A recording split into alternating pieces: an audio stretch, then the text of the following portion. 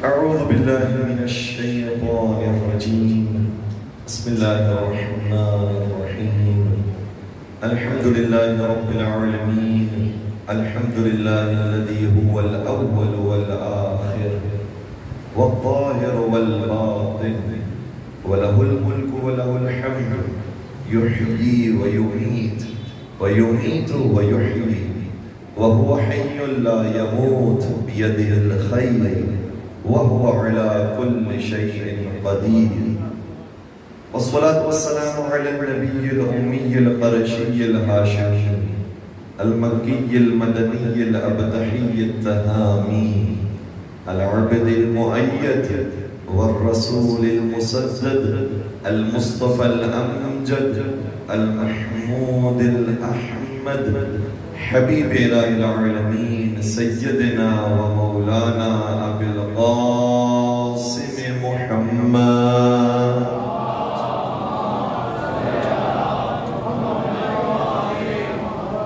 وعلى أهل بيته الطيبين الطاهرين المعصومين المظلومين الذين أذهب الله عنهم الرجس وطهرهم تطهيرا.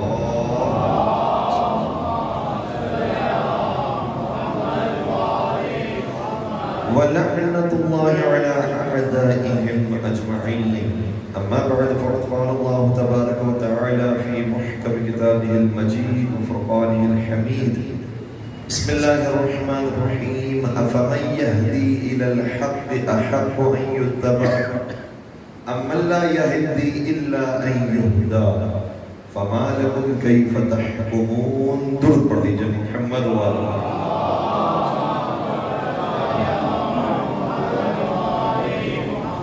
سب سے پہلے تو میں درخواست کروں گا ہمارے مائک والے بھائی سے اگر آواز تھوڑی سی کم کر سکیں اور بیس کو تھوڑا سا کم کر دیں. سبھی روزے سے بھی فارغ ہوئے ہیں اور سماعتوں پر یہ آوازیں بھاری پڑیں گی، اس لیے تھوڑی سی ان کی تکلیف کا خیال رکھتے ہوئے آواز کے بیس کو ذرا کم کر دیجیے گا، ایگو کو ذرا کم کر دیجیے گا تاکہ آہستگی کے ساتھ یہ آواز سامعین تک پہنچ سکے. دوسری گزارش آپ سامعین سے بھی ہے جب تک ہمارے مائک والے بھائی آتے ہیں تھوڑا سا قریب لے آئیے اور ایسے سب بنا لیجئے کہ جیسے نماز کی سب ہوتی ہے، کیونکہ یہ بھی نماز عشق امیر المومنین ادا ہو رہی ہے تو زیادہ خوبصورت ماحول ڈسپلن کے ساتھ محسوس ہوگا. ایک باوضورت درود پڑھ دیجئے محمد و آل محمد.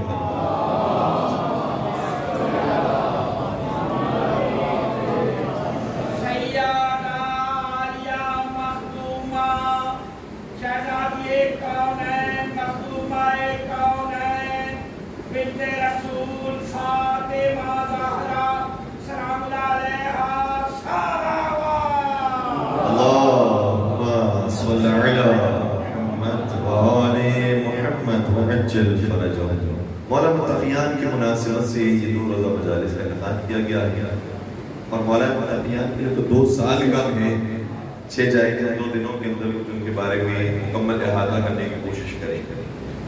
لیکن اتنا کافی ہے کہ حضرت امیر کائنات کی اتنے فضائل ہیں کہ اگر اس زمانے میں کسی شان میں ایک آیت بھی نازل ہو جاتی تھی تو اب جو برداشت کرتا ہے. اور بہت سے اصحاب کو جملہ یہ ہے کہ ہمیں ڈر لگتا تھا کہ جب تک رسول اللہ سن رہا ہے اور قرآن نازل ہو رہا ہے تو کہیں ایسا نہ ہو کہ ہماری توہین کے لیے اور ہماری تکذیب کے لیے قرآن کی کوئی آیت ہو رہا ہے. اس لیے ہمیں ڈر لگتا تھا کہ کوئی قرآن کی آیت اتری تو کہیں ہمارے لیے تو نہیں اتری. تو باقیوں میں اور علی میں فرق یہ ہے کہ قرآن کی آیت بھی اترتی ہے تو دوسرے ڈرتے ہیں اور علی میں خوش ہوتے ہیں. میدان جنگ کی ہم کیا بات کریں گے؟ میدان جنگ میں ڈرنے والے تو بہت سے ہیں لیکن قرآن کی آیت سے بھی ڈرنے والے ہیں.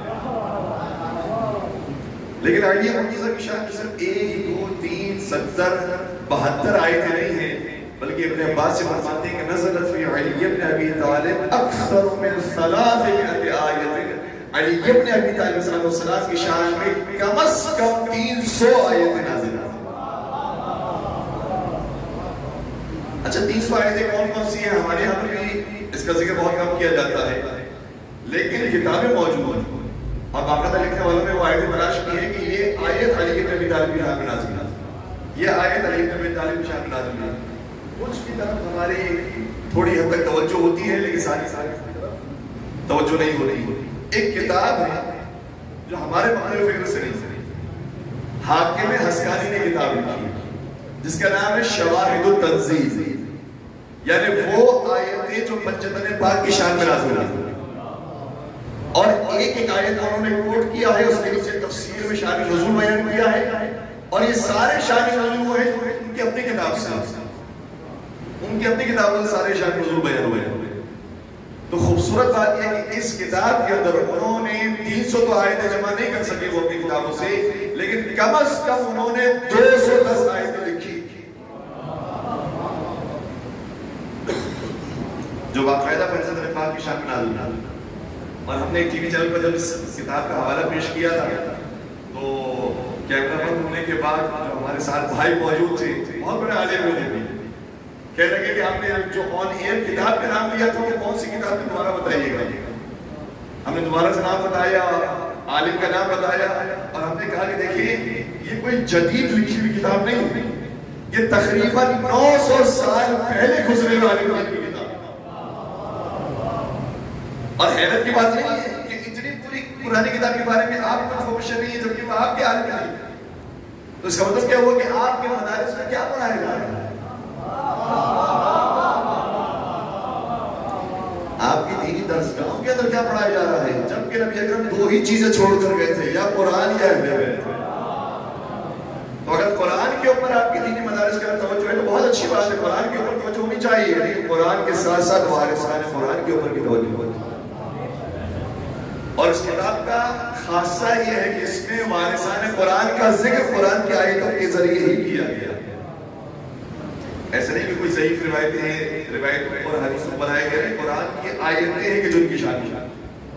اور شاید آپ کو حیران بھی ہوگی، ایک آیت وہ ہے جو بڑی مشہور معروف آیت ہے اور انشاءاللہ سبھی کو یاد ہوگی کہ اس کا ایک حصہ پڑھتا آپ دوسرا حصہ خود پڑھیں گے کہ وَيُطْعِمُونَ الطَّعَامَ عَلَىٰ حُبِّهِ مِسْكِينًا وَيَتِيمًا وَأَسِيرًا۔ یہ پنجتن پاک وہ ہیں کہ جو اللہ کی محبت میں یتیم، مسکین اور اسیر کو کھانا کھلاتے۔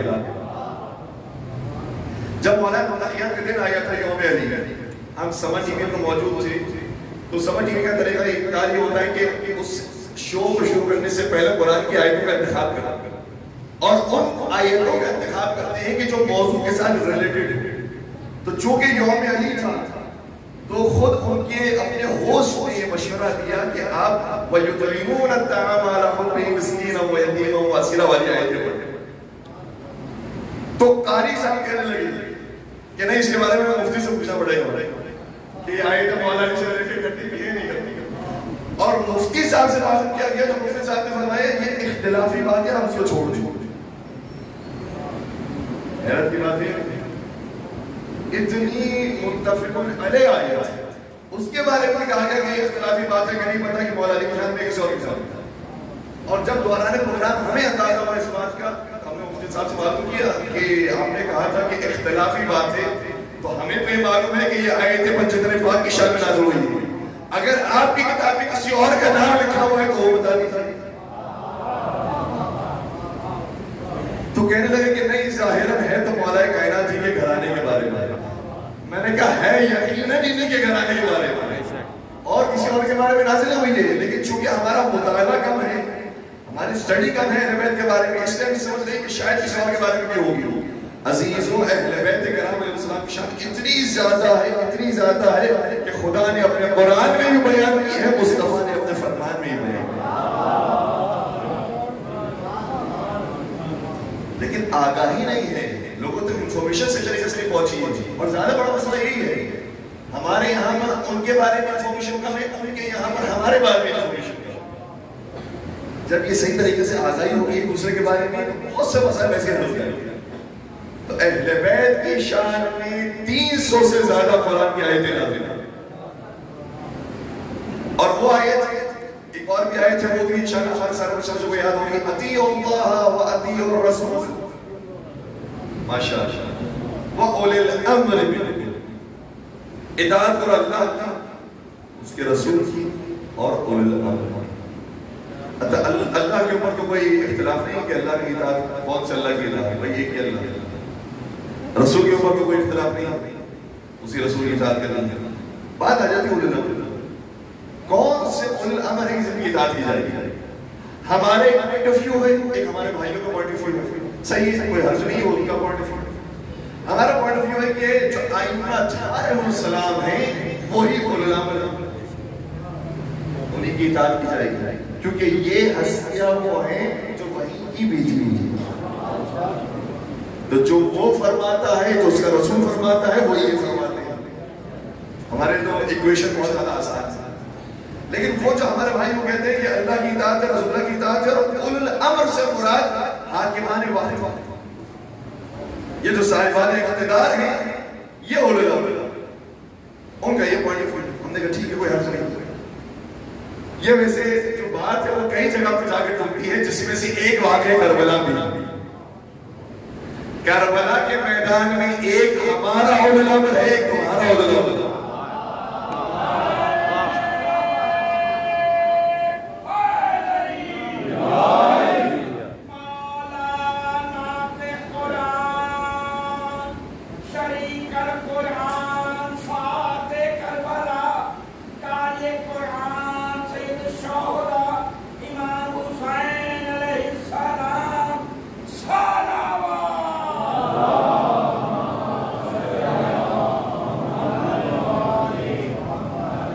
واقعی کربلا میں تو بہت واضح ہو جاتا ہے کہ اولو الامر کون ہے کہ جس کی اطاعت کرنا واجب ہے. قرآن نے نہیں کہا ہے کہ اللہ کی اطاعت واجب ہے، رسول کی اطاعت واجب ہے، اس کے بعد سے مستحب.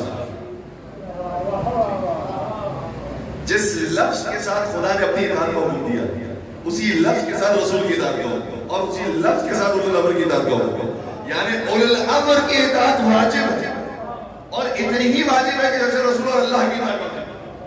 تو واجب کو ہمیں تلاش کرنا ہے کہ کون سے اولو الامر ہے کی اطاعت کرنا ضروری ہے. تو واقعہ کربلا نے بہت آسانی سے ہمارے لیے واضح کر دیا کہ اولو الامر کون ہو سکتا ہے. لیکن اس کے علاوہ اولو الامر کی جو ہماری فہرست ہے اور اولو الامر کی جو ان کی فہرست ہے، ان میں ایک ذات ایسی آتی ہے جو دونوں کے یہاں مشترک ہے. ان کی جو فہرست ہے اور ہماری جو فہرست ہے. ہماری فہرست ہم نے عرض کیا کہ ائمہ اطہار مسلم کی، ان کی فہرست حاکمان وقت کی ہے. تو ایک حاکم وقت ایسا بھی گزرا ہے جو ائمہ اہل بیت میں سے بھی،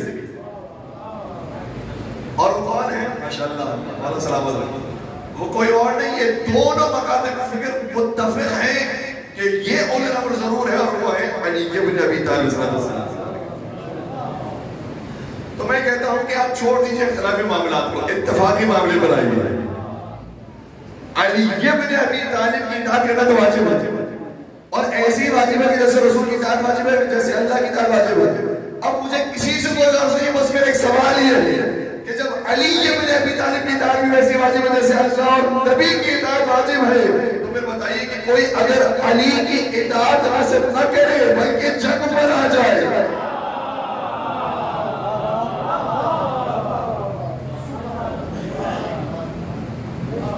تلوار اور تبر اور نیزے لے کر جنگ پر آ جائے، اگر کوئی نبی سے جنگ کرنے والا، اگر کوئی خدا سے جنگ کرنے والا، تو جو اس کے بارے میں فتویٰ ہوگا وہی علی بن ابی طالب سے جنگ کرنے والے کے بارے میں فتویٰ ہوگا. درود پڑھ دیجئے محمد و آلہ.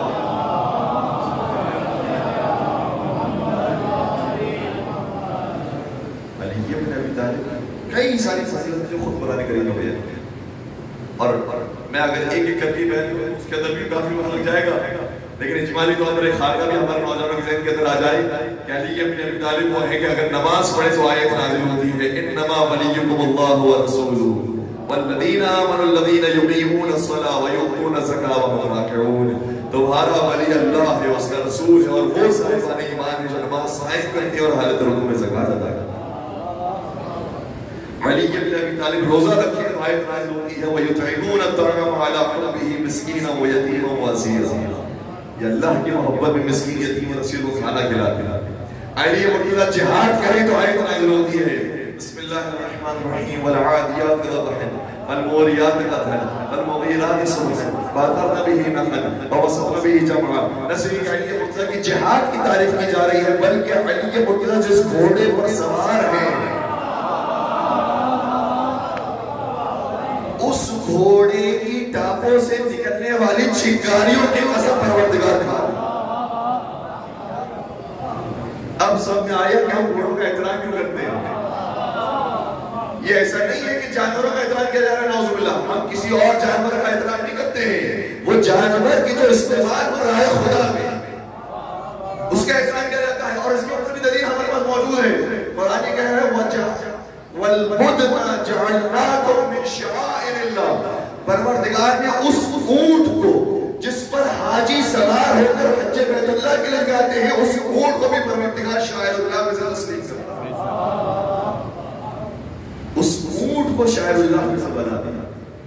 تو اسی طریقے سے گھوڑا اگر آئے خدا میں جاتا ہے تو وہ بھی اللہ کے شاعر میں سے ہے، اس کی تعظیم میں سے حکم ہے وَمَن يُعَظِّمْ شَعَائِرَ اللَّهِ فَإِنَّهَا مِن تَقْوَى الْقُلُوبِ، جو شخص اللہ کے شاعر کا احترام کرتا ہے تو یہ دلوں کے تقوی میں سے۔ تو جہاد کریں تو آیت ہے، بلکہ علی کے مرتضیٰ کوئی عمل نہ کریں اور بستر پر سو جائے تو پھر آیت آئی مِنَ النَّاسِ مَن يَشْرِي نَفْسَهُ ابْتِغَاءَ مَرْضَاتِ اللَّهِ وَاللَّهُ رَءُوفٌ بِالْعِبَادِ، لوگوں میں سے کچھ ایسے بھی ہیں جو اپنا نفس بیچتے اور اللہ کی رضا کو خریدتے۔ اور پھر جب اعلان ولایت دینے کا وقت آیا تو قرآن نے ایک نہیں دو آیت نازل کی۔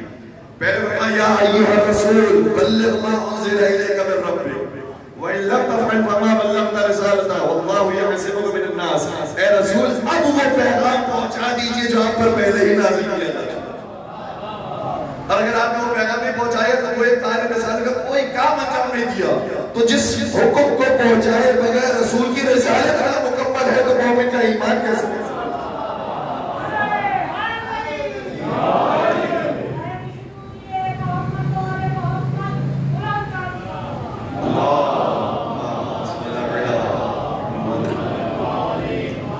اور جب نبی نے پیغام پہنچا دیا تو پھر آیت اتری الیوم اکملت لکم دینکم واتممت علیکم نعمتی ورضیت لکم الاسلام دینا، آج کے دن ہم نے دین کو مکمل کر دیا، نعمتوں کو تمام کر دیا اور تمہارے لیے دین اسلام سے راضی ہو گئے۔ کیا خوبصورت زندگی ہے علی مرتضیٰ کی۔ جب پیدا ہوئے تو اللہ کے گھر میں، جب باہر آئے تو بچپن پورا رسول اللہ کے گھر میں، اور رسول اللہ کے ساتھ ایسے رہا کرتے تھے کہ میرے مولا فرماتے ہیں نجم البلاغہ کے اندر کہ جیسے اونٹنی کا بچہ اونٹنی کے پیچھے چلتا ہے۔ اور یہ عربوں کو سمجھانے کے لیے مثال دی تھی، کیونکہ وہ دیکھتے تھے اونٹ کو، اونٹنیوں کو کس طریقے سے ان کے بچے ان کے پیچھے چل رہے ہوتے ہیں، تو قدم کا قدم ملا ملا کر وہ بچے اپنے ماں باپ کے پیچھے چلتے ہیں، اونٹ اور اونٹنی کے پیچھے چلتے ہیں۔ کہتے ہیں مولا فرماتے ہیں کہ میں اسی طریقے سے نبی کے پیچھے چلا کرتا تھا، نبی ویسے ہی مجھے اپنا لعاب دیا کرتے تھے کہ جیسے چڑیا اپنے بچے کو دیتی ہے، جس کا گوشت اور گوشت سب تیار ہوا ہو نبی کے لعاب سے۔ اسی لیے نبی نے فرمایا لحمک لحمی ودمک دمی، اے علی تیرا گوشت میرا گوشت، تیرا خون میرا خون ہے۔ تو اگر کسی جنگ میں علی کا گوشت کسی نے کاٹنے کی کوشش کی یا علی کو بدن سے خون جاری ہوا ہو تو علی کو خون جاری نہیں ہوا ہے، نبی کو خون جاری۔ ابن ملجم نے علی مرتضیٰ کی سر پر تلوار نہیں ماری ہے، وہ یا رسول اللہ کی سر پر تلوار ماری۔ اور پھر آگے دیکھیے تو یہ مکے کا سفر ختم ہوا، بلکہ مکے کے اندر بھی ابھی تو اعلان اسلام کا وقت آیا، جب اعلان اسلام فرمایا تو نبی نے فرمایا اے میرے خاندان والوں تم میں سے کون ہے جو میری نصرت کرے گا؟ تو کسی کا ہاتھ نہیں اٹھا، اسی کا ہاتھ اٹھا کے جس کا ہر جنگ میں جا کر ہاتھ اٹھا، اور فرمانے لگے یا رسول اللہ میں حاضر ہوں، لبیک یا رسول اللہ، لبیک یا رسول اللہ۔ تو رسول کے زمانے میں جب لبیک کہنے کا وقت تھا تو سب خاموش تھے سوائے علی کے، اور اب جب نبی نے پردہ فرما دیا ہے اور حکم نبی موجود نہیں ہے تو آج سب عاشقان نبی لبیک یا رسول اللہ، لبیک یا رسول اللہ کہتے ہیں۔ نبی جب طلب کر رہے تھے تو کوئی لبیک یا رسول اللہ کہنے والا نہیں تھا سوائے علی مرتضیٰ کے، اور یہ لبیک یا رسول اللہ کہنا بھی رسول کی سنت نہیں، علی کی سنت ہے۔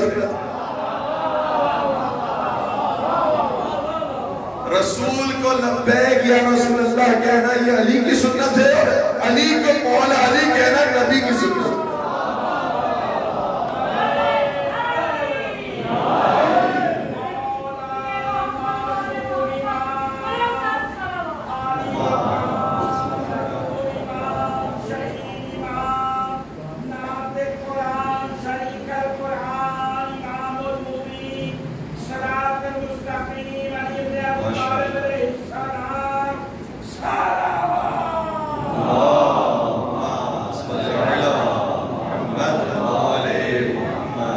अज्जिल फरजहु। बड़ा खूबसूरत लफ्ज इस्तेमाल किया हमारे भाई ने, हमारे बुजुर्ग ने, सिरात मुस्तकीम अली।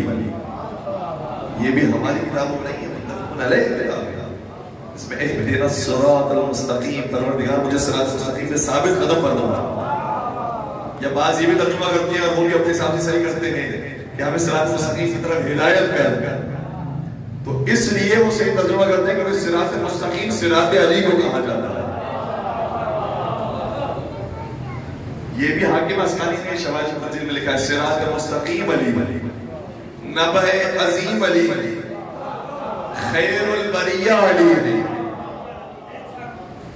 अली मुर्तज़ा की शान में सैकड़ों आयत हैं। तो दावत ज़ुल-अशरा में भी अली इब्न अबी तालिब का हाथ खड़ा।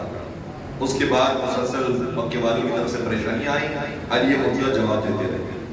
बहुत छोटे थे, 10 बरस की उम्र थी कि जब ऐलाने नबूवत फरमाया था और 10 बरस की उम्र से ही पैगंबर के मददगार बना।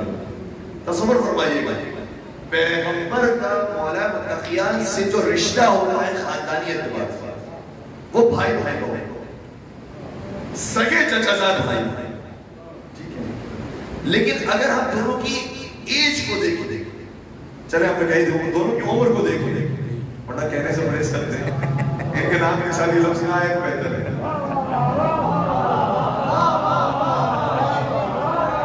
तो दोनों की अगर एजेस को देखा जाए तो पैगंबर की उम्र मुबारक थी 30 बरस जब मौला मुत्तक़ियान की विलादत हुई, और जब पैगंबर ने ऐलान रिसालत फरमाया तो पैगंबर की उम्र मुबारक हो गई 40 बरस की और मौला की उम्र मुबारक थी 10 बरस। तो जो 30 साल का फासला है, 30 साल का फासला ऐसे ही फासला होता है जैसे बाप और बेटे की तरह। तो रिश्ते में भाई होते हैं और एज के एतबार से बाप बेटा। नबी ने परवरिश की है अली मुर्तज़ा की, और जब अपने हाथों से परवरिश की अली मुर्तज़ा की, तो जब शादी का वक्त आया तो किसी और की नहीं, अपनी ही बेटी दे दी, अपने ही हाथों से परवरिश की थी, इसलिए अपनी ही बेटी है अली मुर्तज़ा के सुपुर्द कर दी। और ये सवाल किया जनाब अब्बास, जो पैगंबर के चचा होते हैं, उनसे सवाल किया गया, ये बताइए नबी को अपनी औलाद में किससे सबसे ज्यादा मोहब्बत थी? तो पैगंबर की औलाद थी जनाब कासिम, जिनसे पैगंबर की कुनियत पड़ी है अबुल कासिम। कासिम नाम के बेटे थे, अब्दुल्ला नाम के बेटे थे, इब्राहिम नाम के बेटे थे। लेकिन जनाब अब्बास कहते हैं कि पैगंबर को अपनी औलाद में सबसे ज्यादा मोहब्बत अली इब्न अबी तालिब से। तो उन्होंने कहा कि वो तो बेटे नहीं होते, सवाल करने वाले ने कहा वो तो बेटे नहीं होते। याद रखो, दुनिया में किसी बाप को अपनी औलाद से इतनी मोहब्बत नहीं हो सकती जितनी नबी को अली से मोहब्बत।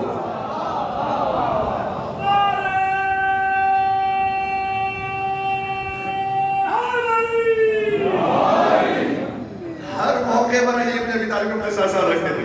यहाँ तक कि जब मदीने की तरफ हिजरत फरमाई थी तो पहले तो बिस्तर पर सुला कर गए थे, और उसके बाद जब मदीने जाने का वक्त आया तो इंतजार करते रहे जब अली आएंगे तो मदीना जाएंगे। जो मदीना अली के बगैर मुकम्मल नहीं हो सकता,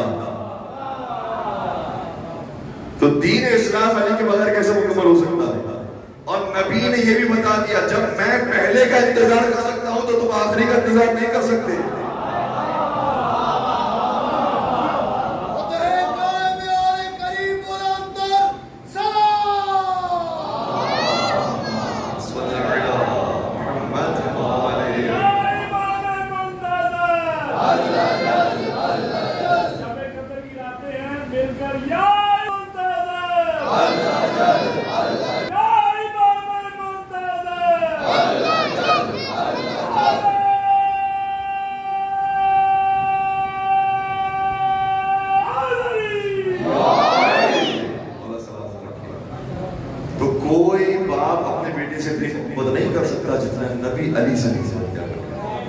और फिर आगे जुमला पेशा फरमाया जाता है, कोई बेटा अपने बाप का इतना फर्माबरदार भी नहीं हो सकता जितना अली नबी के फर्माबरदार। ये अजीब रिश्ता था मेरे मौला और मेरे मौला नबी का मौला अली से। और एक मरतबा जब पैगंबर की बस में बहुत सारे अफराद मौजूद थे, अचानक अली मुर्तज़ा पैगंबर के चेहरे का रंग बदल गया। چہرے پر ایسی تازگی آ گئی، ایسی حشاشیت آ گئی، اتنی مسکراہٹ آ گئی علی کے آنے سے کہ سب نے محسوس کیا، کہا یا رسول اللہ علی کے آنے سے آپ کے چہرے پر عجیب مسکراہٹ آتی ہے، آخر وجہ کیا ہے؟ کہ بہت زیادہ محبت علی سے۔ اس وقت نبی نے ایک اور راز کھولا، نبی نے فرمایا جتنی محبت مجھے علی سے اس سے بہت زیادہ محبت میں نے خدا کو علی سے۔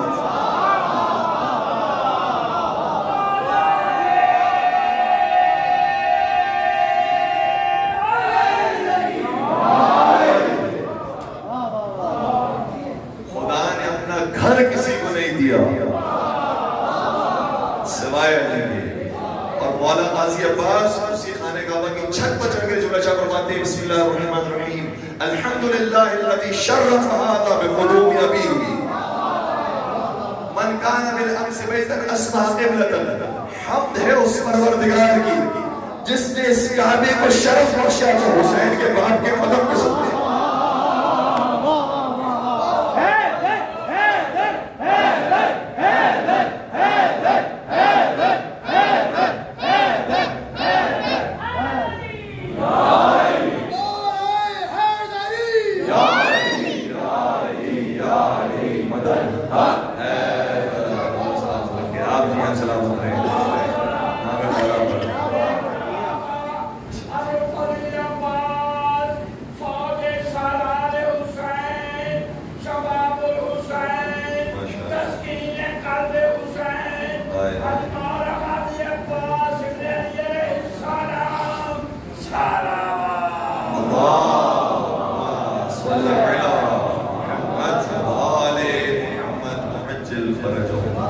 اور یہ بھی غازی عباس کا ادب تھا، یہ فرمایا کہ اس کعبے کو شرف ملا ہے حسین کے بابا کے قدم کے ساتھ، جبکہ مولا حسین کے بابا اور مولا عباس کے بابا ایک ہی ہوتے ہیں، لیکن نہیں فرمایا کہ میرے بابا کے قدم کے ساتھ کے میدان ہے میری کیا حیثیت ہے، حسین جب موجود ہے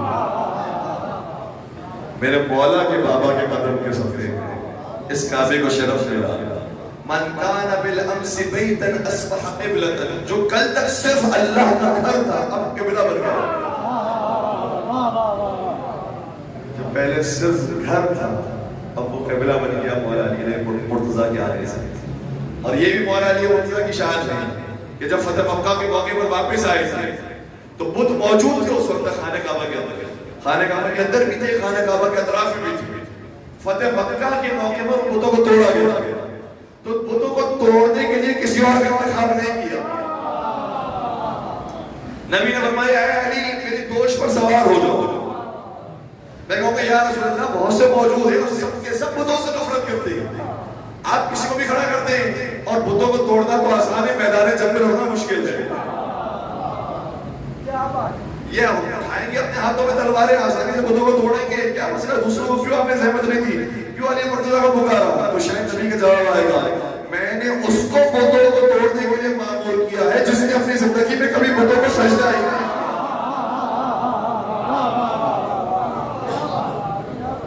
صرف علی مرتضیٰ وہ ہے کہ جنہوں نے اپنی زندگی میں کبھی بتوں کو سجدہ نہیں کیا، اور علی مرتضیٰ نے بتوں کو توڑا۔ جب بتوں کو توڑا تو آواز غیبی آئی، جاء الحق وزهق الباطل ان الباطل كان زهوقا، حق آ گیا اور باطل مٹ گیا، اور باطل کو مٹنا ہی تھا۔ تو جب علی مرتضیٰ بتوں کو توڑے تو خدا علی کو حق کہہ کر پکارتا ہے، علی حق علی حق علی حق علی حق علی حق علی حق آپ کے جوش کو، آپ کے جذبے کو سلام ہو۔ میں جملے کو دوبارہ مکمل کروں کہ وہ خدا کہ جب علی مرتضیٰ کو بتوں کے مقابلے پر دیکھتا ہے تو کہتا ہے علی حق ہے، علی کے مقابلے پر آنے والا باطل ہے۔ تو جب اس موقع پر علی کے مقابلے پر آنے والا باطل ہو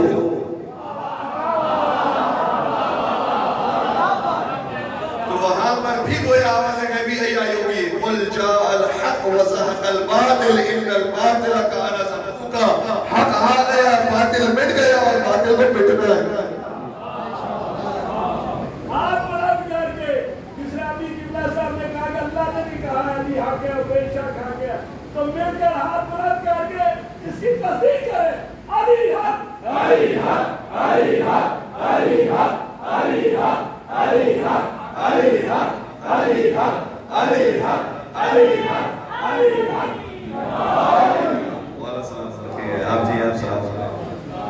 علی مرتضیٰ کے فضائل کو مٹانے کے لیے دشمن بھی آئے سامنے سے، انہوں نے مٹانے کی کوشش کی، ممبروں سے مٹانے کی کوشش کی گئی ہے، لیکن علی مرتضیٰ کے فضائل نہیں مٹے۔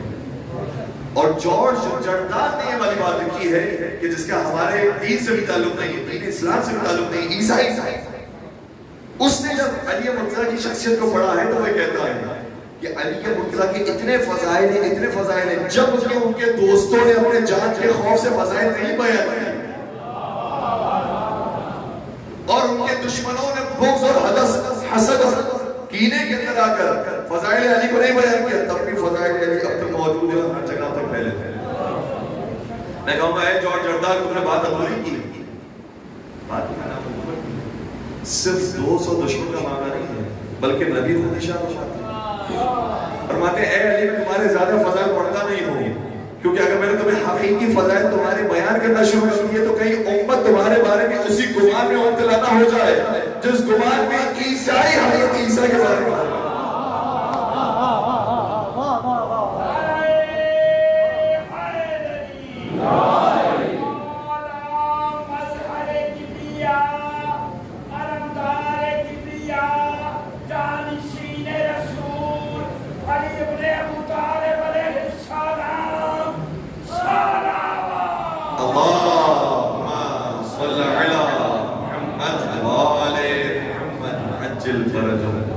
تو نبی کی بھی فضائل کا بیان کیے ہیں، ان کم فضائل کو بھی دوستوں نے بھی چھپایا، دشمنوں نے بھی چھپایا، تب بھی آج ہر جگہ پر علی علی ہے۔ گواہ مدینے کی گلی گلی ہے، جدھر بھی دیکھو علی علی۔ یہ تو اب تک میں نے وہ حالات بیان کیے ہیں جو مدینہ پہنچنے تک ہیں، پھر جب مدینہ میں داخل ہوئے تو جنگ بدر ہوتی تھی، جواب دینے کے لیے بھی جاتے جاتے، جنگ احد ہوتی تھی، سب چلے جاتے تھے، علی مرتضیٰ کے قدم جمے رہتے تھے۔ جنگ خیبر ہوئی، سبھی نے کوشش کی کہ باب خیبر کو اکھاڑے، لیکن اگر اکھاڑا گیا تو علی مرتضیٰ کی انگلی پر بھی۔ خندق کے موقع پر عمر بن عبدالوہاب نے جرأت دکھائی اور میرے نبی کے خیمے پر وار کیا، تو اس وار کا جواب دینے کے لیے بھی علی مرتضیٰ تشریف لے گئے۔ ہر جگہ پر علی مرتضیٰ رہے، یہاں تک کہ میرے مولا کی آنکھیں ولادت کے وقت بند تھی، اس وقت کھلی جب دامن مصطفیٰ نصیب ہوا، تو نبی کی بھی وفات کے وقت آنکھیں کھلی تھی، جب بند ہوئی تو دامن علی مرتضیٰ بند۔ اتنی قربت تھی نبی کو علی سے، ہر جگہ پر علی اور نبی کا ذکر ساتھ۔ بس میں نے آج اجمالی ایک صورت پیش کی اپنے نوجوانوں کے لیے، یہ نہ سمجھیں کہ فضائل علی کا بہت ہیں، سال بھر بھی بیان ہوتے ہیں، بہت کم ہے، بلکہ اپنے عباس کی خدمت میں ایک شخص آیا، اس نے کہا کہ علی مرتضیٰ کا کیا کہنا؟ میرے خیال میں علی مرتضیٰ کی شان میں نبی نے 3000 حدیثیں بیان ہوئی، 3000 کس کو فرمائے گا؟ 3000 کس کو کہتے ہیں؟ 3 کس کو کہتے ہیں؟ 30 کس کو کہتے ہیں؟ 300 کس کو کہتے ہیں؟ 3000 کس کو کہتے ہیں؟ 3000 فضیلتیں نبی نے اپنی زبان سے علی مرتضیٰ کو بیان کی۔ ابن عباس کہنے لگے بس 3000، تجھے صرف 3000 معلوم ہے؟ اے ابن عباس آپ بتائیے، وہ حبر الامت بھی ہیں، مفسر قرآن بھی ہیں، بہت بڑے عالم صحابی ہیں۔ تو ابن عباس یہ کہتے ہیں کہ میرے خیال میں نبی نے علی کے بارے میں کم از کم 30,000 فضیلتیں بیان کی، 30,000 فضیلتیں صرف علی بن ابی طالب، اور اس میں سے کچھ ایسی ہیں کہ جو ہمارے بھائیوں کی کتابوں کے اندر اگر وہ مطالعہ فرمائیں۔ یہ بھی آف ایئر جب ہم موجود تھے تو کسی نے خوبصورت بات کی، کہنے لگے کہ یہ حدیث ہے نا، انا مدینۃ العلم وعلی بابها، کہ نبی نے فرمایا میں علم کا شہر ہوں، علی اس کے دروازے۔ تو ہمارے وہ بھائی کہنے لگے کہ اس حدیث کے علاوہ جتنا حصہ ہے نا وہ حدیث کا لکھ کر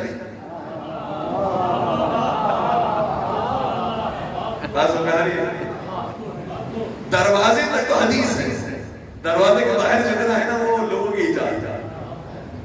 تو میں نے کہا اتنی خوبصورت بات کی، آپ یہ کہتے ہیں کاش آپ آن ایئر کہتے ہیں، مسئلہ یہ ہے کہ لوگ تک آگاہی سے ٹک نہیں گئی ہے، سمجھ رہے ہیں کہ یہ شیعوں کی ایجاد ہے، شیعوں کی کوئی ایجاد نہیں، شیعہ وہی بات کہتے ہیں کہ جو قرآن اور حدیث سے ساتھ ہے، ہم اس کے علاوہ کوئی اور بات بیان کرنے کی کوشش نہیں کرتے۔ اور اگر آپ بیدار ہیں تو میں دو عجیب روایتیں آپ کی خدمت میں ہدیہ کروں، شاید آپ کے لیے وہ دو نئی روایتیں ہیں، مل کر ایک درود پڑھ دیجیے محمد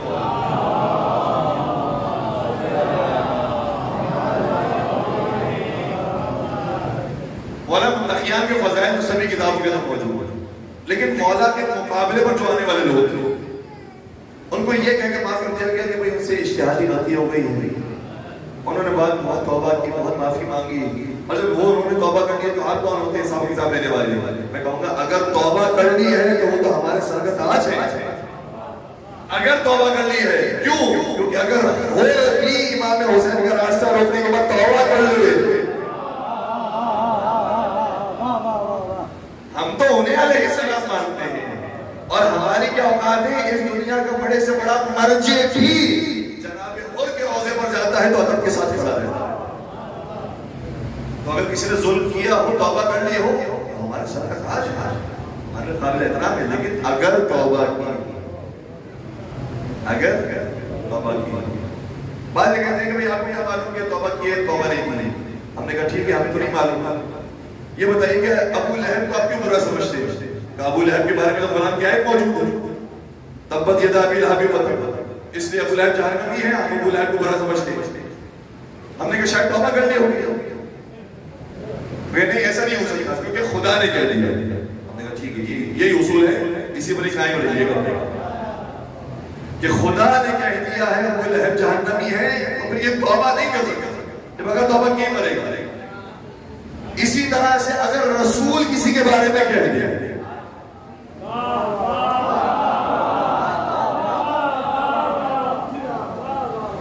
تو پھر اس کے بارے میں کوئی دوسرا سوال نہیں ہوگا۔ اور اسی طرح سے ہمارے عقیدے کے مطابق ہمارے آئمہ 18 مسلمان میں سے زیارت عاشور میں کسی کے اوپر لعنت بھیج دے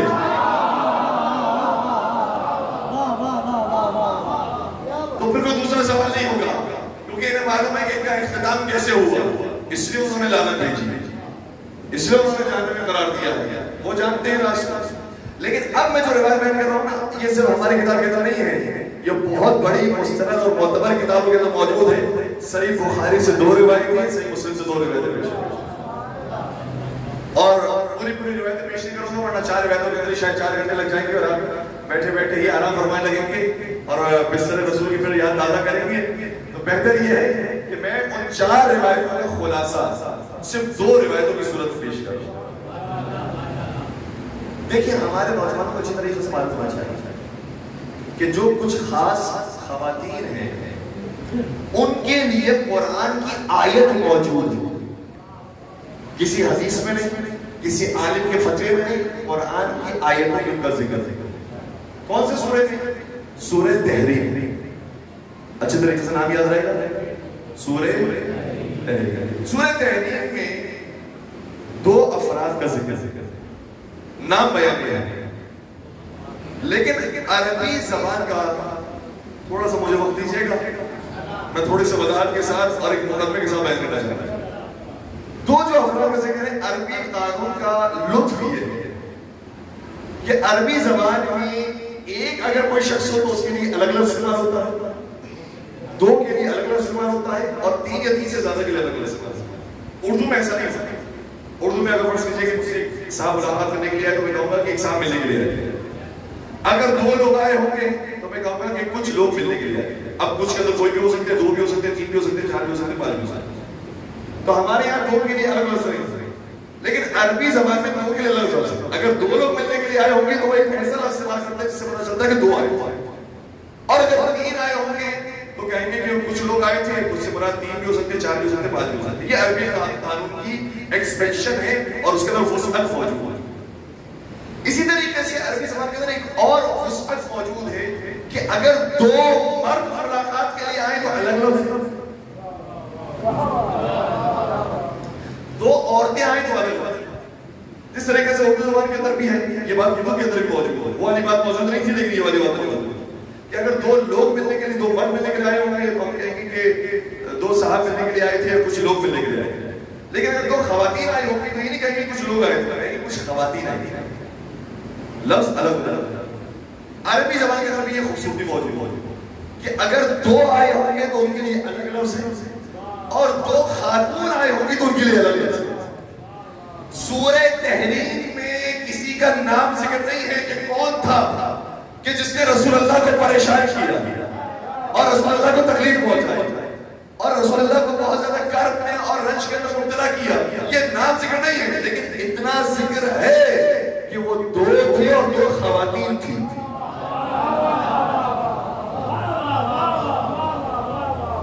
بات یہاں تک آ گئی، ہم تو قرآن سے بات کر رہے ہیں، جا کر دیکھیے گا شخص میں دو خواتین۔ اب سوال یہ پیدا ہوتا ہے کہ دو کون سی خواتین؟ اس مسئلے کو بھی قرآن نے خود ہی حل کر دیا کہ وہ دو خواتین ایسی ہیں کہ اگر یہ آپ کو زیادہ پریشان کرے تو آپ ان کو طلاق دے دیں۔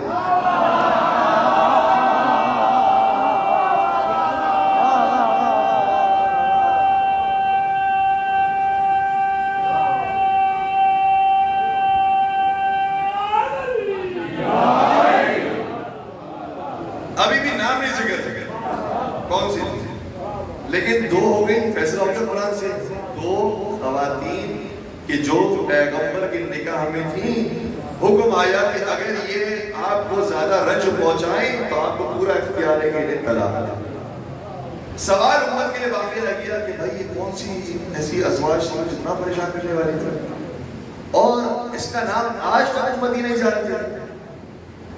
تو میں اپنی کتاب کے نقطہ کا بیان نہیں کروں گا، جبکہ ہماری کتابوں کے اندر کوئی عیب نہیں ہے، لیکن مسئلہ یہ ہے کہ اگر تورات کے ماننے والوں کو قرآن سے جواب دیا جائے تو وہ قرآن کی بات کو نہیں مانیں گے۔ تورات کے ماننے والوں کو تورات سے جواب دیا جائے گا، قرآن کے ماننے والوں کو قرآن سے جواب دیا جائے گا، جن کے ماننے والوں کو جن سے جواب دیا جائے گا۔ اب دیکھیے صحیح بخاری کی عبارت آپ کی خدمت بیان کر رہا ہوں، ٹھیک ہے جناب ابن عباس سے کیسے میں عربی میں پیش کرتا ہوں تاکہ لوگ مطمئن ہو جائیں۔ صحیح بخاری کی جلد نمبر 4 صفحہ نمبر 1866 پر اور صفحہ نمبر 1868 پر یہ روایت موجود ہے۔ عربی اس طرح سے سمعت ابن عباس رضی اللہ عنہ یقول اردت ان اسأل عمر فقلت یا امیر المؤمنین من المرأتان اللتان تظاہرتا علی رسول اللہ صلی اللہ علیہ وآلہ وسلم فما اتممت کلامی حتی قال فلان و فلان۔ نام موجود ہے لیکن میں نے ممبر کے ادب کی وجہ سے اور آپ کے حالات کی وجہ سے نام بیان کیا۔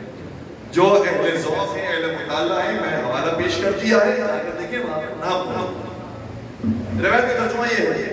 ابن عباس سے کہتے ہیں اتنے بڑے عالم، اتنے بڑے صحابی، کہتے ہیں کہ میرے ذہن میں سوال تھا اور میں چاہتا تھا کہ خلیفہ ثانی سے وہ پوچھوں کہ وہ دو کون سی خواتین ہیں جن کا ذکر سورۃ تحریم میں آیا، لیکن مجھے ڈر لگتا تھا کہ اگر میں نے سوال کیا تو ایسا نہ ہو کہ ان کو غصہ آ جائے اور میری گردن اڑا دے، اس لیے میں انتظار کرتا ہوں۔ دوسری روایت جو میں نے ابھی پیش نہیں کی اس کے اندر یہ مفہوم موجود ہے، وہ بھی صحیح بخاری کے اندر۔ کتنا انتظار کیا؟ کیا میں ان کے اچھے موڈ کا انتظار کر رہا تھا کہ جب میں خوش ہوں تو میں جا کر سوال کروں، تو مجھے اس موڈ کو تلاش کرتے کرتے میں 1 سال گزر گیا۔ ایک دن مجھے وہ اچھے موڈ میں نظر آیا تو میں نے سوال کیا کہ سورۃ تحریم میں جو دو عورتوں کا ذکر وہ کون سی ہیں؟ تو میں مزید اپنا سوال کرنا چاہ رہا تھا، وہ خوب سمجھ گئے اور انہوں نے میرے کلام کو روک دیا اور مجھے بات کرنے نہیں دی، اور بات کیے بغیر ہی انہوں نے بتا دیا وہ فلاں اور فلاں ہی تھی۔ بھائی اب میں نعرہ لگانے کے لیے نام نہیں لے سکتا۔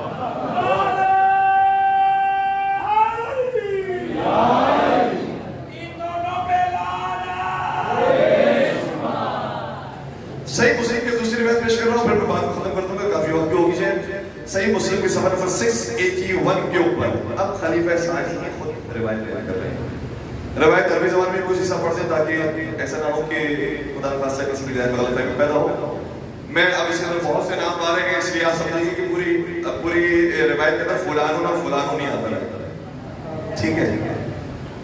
فدخلت علی فلان فقلت یا فلان اقد بلغ من شأنك ان تؤذي رسول الله صلی اللہ علیہ وسلم فقالت ما لي وما لك يا ابن فلان عليك بعيبتك.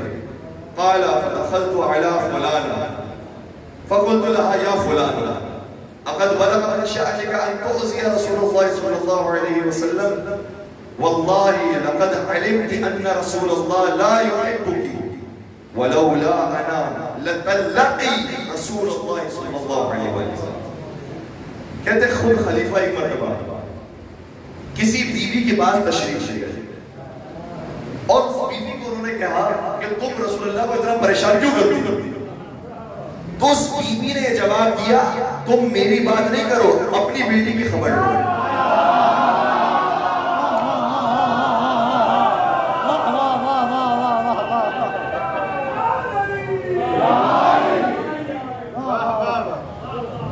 تو کہتے ہیں کہ میں خود اپنی بیٹی کی خدمت میں حاضر ہوا اور ان سے کہا کہ خدا کی قسم لقد علمت ان رسول اللہ لا يحبك، خدا کی قسم میں جانتا ہوں کہ رسول تجھ سے محبت نہیں کرتے. یہ میری کتاب کا جملہ ہے، یہ میرے الفاظ نہیں ہیں، میں تو صرف پڑھ رہا ہوں. مجھے خدا کی قسم معلوم ہے کہ رسول تجھ سے محبت نہیں کرتے. ولولا انا، اور اگر میں نہیں ہوتا تو رسول تجھے طلاق دے چکے.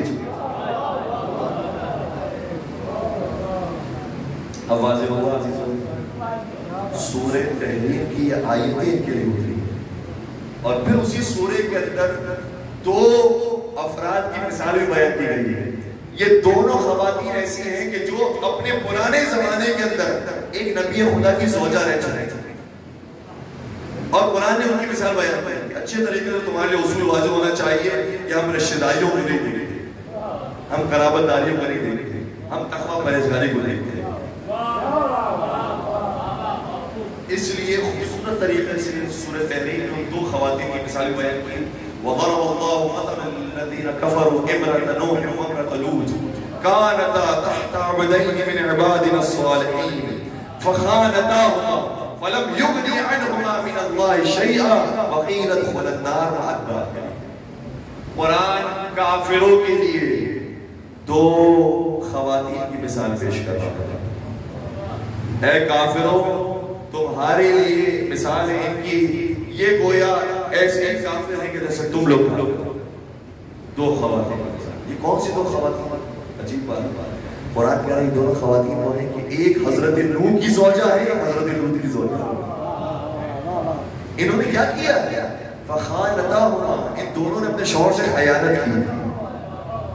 فلم یغنی عنہما من اللہ شیئا، پروردگار سے کوئی چیز ان کو بچا نہیں سکتی، پروردگار انہیں گرفتار کرے گا. وقیل ادخلا النار مع الداخلین، اور پروردگار یہ کہے گا کہ جہنم میں جانے والوں کے ساتھ تم بھی چلے جائے.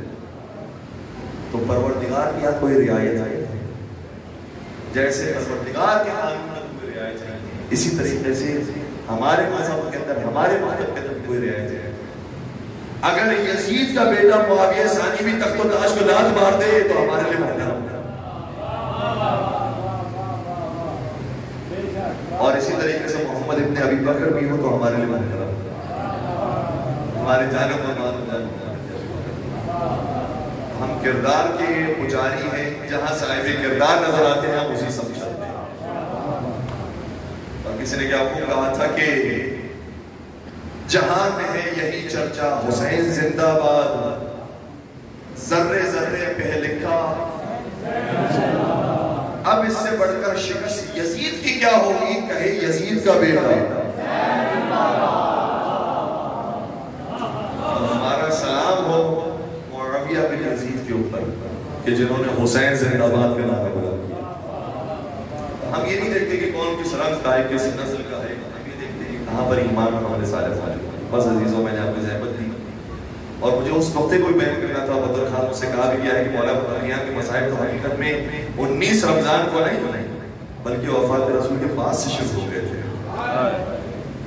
اور کل انشاءاللہ میں اس موضوع کو بیان کرنے کی کوشش کروں گا کہ کیسے ہو سکتا ہے کہ مولا علی کے اوپر کوئی ظلم کرنے والے بنت رسول کے اوپر کوئی ظلم کرنے والے، یہ بھی قرآن سے ثابت ہے. بس عزیز 19 رمضان کو میرے سے مولا کے سر پر ضربت نہیں لگی. مجھے کہنے دیجیے ضربت تو اس وقت لگی جب کسی ملعون نے زہرا کے اوپر تازیہ کیا. جب شہزادی کو تعزیہ نہ لگا ہے وہ بیوی کو نہیں گویا مولا کو لگا ہے. مولا سے جب سوال کیا کہ بتائیے کہ انسان کے لیے کون سی مصیبت سب سے زیادہ سخت ہوتی ہے, تو نہیں فرمایا جب سر پر ضربت لگتی ہے, نہیں فرمایا جب ہاتھ قلم ہوتے ہیں, نہیں فرمایا جب نیزہ لگتا ہے, فرمایا اگر کسی کی کوئی زوجہ ہو اور بہت پاک اور پاکیزہ ہو اور اس کی نگاہوں کے سامنے کوئی اس کو مارے. شوہر کی نگاہوں کے سامنے بیوی کو مارا جائے وہ برداشت نہیں کر سکتا. میں کہوں گا کہ ایک عام سا شوہر برداشت نہیں کر سکتا, علی شیر خدا نے کیسے برداشت, مشکل کشا ہے کائنات نے کیسے برداشت کر. بس مولا کا امتحان یہی ہے, اے علی آپ کو صبر کر رہا ہے, صبر کر رہا ہے. حضرت علی کو آیا, پیغمبر کی آنکھیں بند ہو گئی, امت نے اولاد رسول سے اپنا رخ پھیر لیا. ہمیں غم نہیں تھا کہ اگر رخ پھیر لیتے اور یہیں پر اکتفا کرتے, لیکن اب امت نے جا کے علی کی بیعت میں لی جائے, علی سے بیعت لی جائے, اور بیعت لینے کے لیے انداز بڑا خطرناک استعمال کیا. میں کہوں کہ یہ بھی عجیب بات ہے, پہلے امام سے بھی بیعت لینے والے لوگ موجود تھے, اور یزید بھی یہی جانتا تھا کہ جب تک حسین بیعت نہ کرے. گویا انہوں نے خود بتا دیا دنیا والوں کی بیعت کی کوئی حیثیت نہیں ہے, بیعت کی حیثیت ہے تو یہ علی کی ہے یا حسین سے. ان کی بیعت ہے کہ جو سنتیت دیتی ہے انسان کی خلافت ہو, اس لیے بیعت لینے کے لیے علی مرتضیٰ کو بار بار بلایا گیا, میرے مولا تشریف نہیں لائے, اور جواب دیتے رہے کہ میں قرآن لکھنے میں مصروف ہوں, میں دیگر کاموں کے اندر مصروف ہوں, میں نہیں آ سکتا. اور چاہتے تھے کہ اس چیز کو ٹال مٹول کے ساتھ دور کر دیا جائے اور گزار دیا جائے, لیکن وہ نہیں چاہتے تھے, چاہتے تھے کہ بیعت ہے.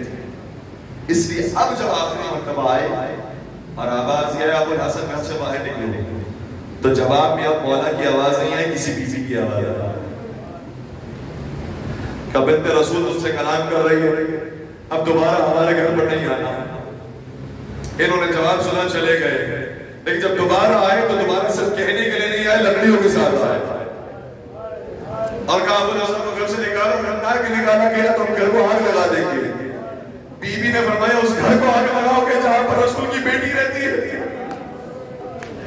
جہاں پر رسول کے بیٹے حضرت رہتے ہیں, اس گھر کو آگ لگاؤ گے. کہ اللہ کی کوئی بھی رہتے ہو ہمیں سے بڑھا رہی, ہم آگ لگا دیں گے. دھمکی دے کر چلے گئے تھے لیکن آگ نہیں لگائی تھی. تیسری مرتبہ دوبارہ آئے تو چلتی ہوئی لکڑیوں کے ساتھ, اور کہا کہ اگر ابو الحسن کو نہیں نکالا تو چلتی ہوئی لکڑیوں سے ہم گھر کو جلا دیں گے. شہزادی زہرا اگر نہ ہوتی تو ہم تک صحیح دین اسلام نہیں پہنچ پاتا. شہزادی زہرا نے اپنی جان دے کر ہمیں بچا لیا. شہزادی زہرا پیچھے کھڑی تھی, جواب دیتی تھی یہاں سے دور ہو جاؤ, یہاں پر بنت رسول رہتی ہے. لیکن ان معلوموں نے آواز نہ سنی, دھکا دے کے گھر میں جو داخل ہونے کی کوشش کی تو بنت رسول دیوار کے درمیان کربلا میں حسین گھوڑوں کی ٹانگوں سے بعد میں پامال ہوئے ہیں, پہلے حسین کی مادر گرامی در و دیوار سے پامال ہو گئے, اور پامال ہونے کے بعد جب یہ اندر داخل ہوئے, علی مرتضیٰ کی گردن پر رسی باندھی. علی مرتضیٰ کی گردن پر رسی باندھنا آسان نہیں ہے, کوئی کھینچنے کی ضرورت نہیں کر سکتا, لیکن چونکہ حکم رسول یہ تھا, اے علی تجھے صبر کرنا ہے, میرا حکم یہ ہے کہ تجھے صبر کرنا ہے, تلوار نہیں نکالنی. تو حکم رسول کی اطاعت میں صبر کرتے رہے, گردن میں رسی کو برداشت کرتے رہے, اور جب ملون کھینچ کر جا رہے تھے زہرا کرو دیوار کر کے پس چکی تھی, لیکن اپنا ایک ہاتھ آگے بڑھایا اور مولا کی کمر بل میں رکھا. کہا میں ابو الحسن کو جانے نہیں دوں گی. کسی شکی نے تعزیہ نہ اٹھایا,